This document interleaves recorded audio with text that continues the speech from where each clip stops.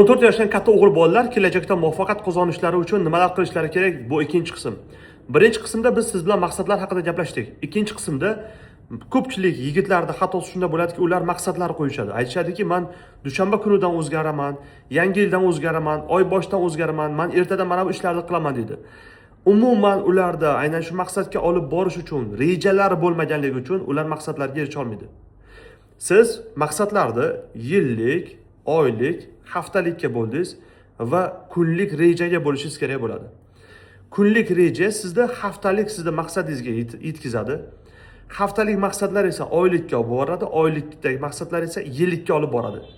Shuning uchun unutmang, bu qiyin bo'lishi mumkin, ammo siz buni eplay olishingizga ko'zingiz yetsa, o'zingizni majburlay olsangiz, rejalarni to'g'ri qo'ysangiz, maqsadlarni to'g'ri qo'ysangiz, ota-onangiz faxrlanadigan inson bo'lasiz. Hayotingizdan zavq oladigan, sayohatlarga chiqadigan, dunyo ko'radigan va juda ko'plarga manfaat tegadigan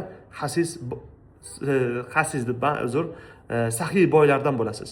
Bu videoni 14 yoshdan katta o'g'il bolalar ko'rishi shart.